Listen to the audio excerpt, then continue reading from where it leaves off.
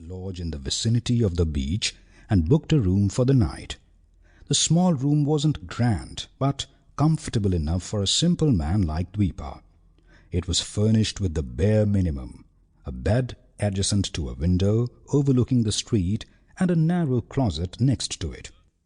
Sitting on the bed, Dwipa spent a long while thinking about the day's events, smiling at the memory of meeting his lord. After some time, he brought out a newspaper from his bag and started flipping through it.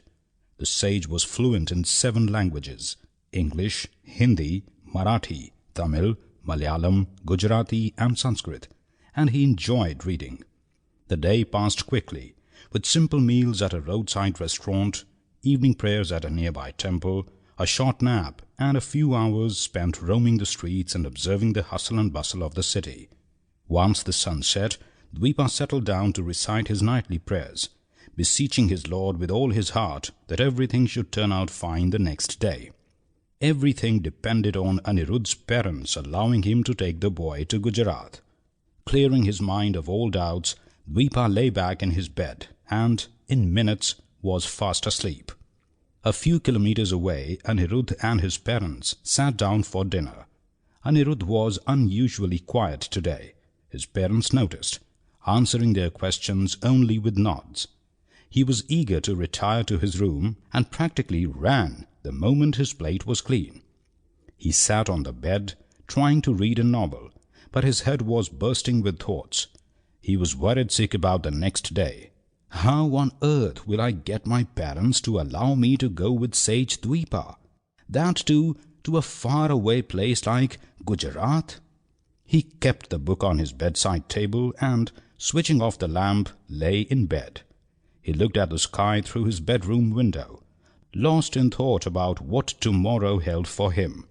His eyes shut eventually, and slowly sleep pulled him into its warm arms. A room apart, Anirudh's parents were getting ready to settle down for the night. They were the early-to-bed, early-to-rise kind of people.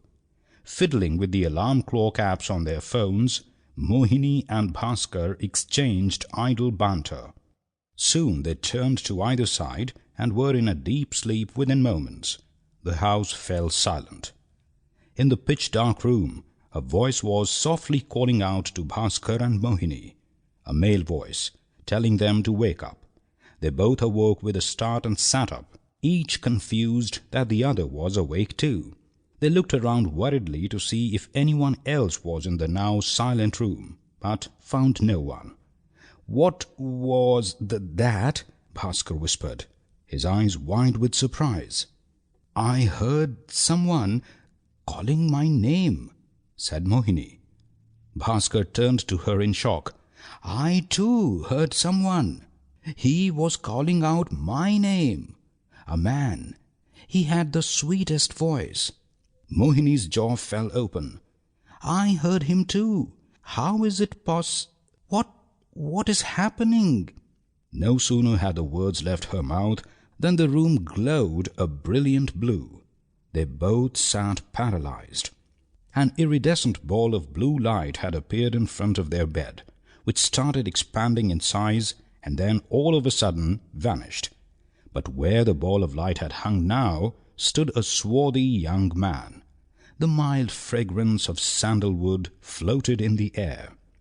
Anirudh's parents were astonished to see a man appear out of thin air, let alone one who resembled their son so closely. The dark-complexioned youth had a spell-binding smile on his face. His twinkling black eyes complemented his smooth oval face, framed by wavy, long hair that dropped to his shoulders. The man wore a yellow silk dhoti, and a silk shawl was wrapped around his upper body. A wooden flute was tucked into his waistband, and on his head sat the only proof Anirudh's parents needed of his identity, a glorious gold crown with a peacock feather in it. Immediately they fell at his feet, their eyes moist with joy. Krishna touched their heads and slowly pulled them up. They wiped away their tears and looked at the god adoringly, unable to contain their excitement. Krishna began softly, "Anirudh, They looked at each other with narrowed eyes and then turned back.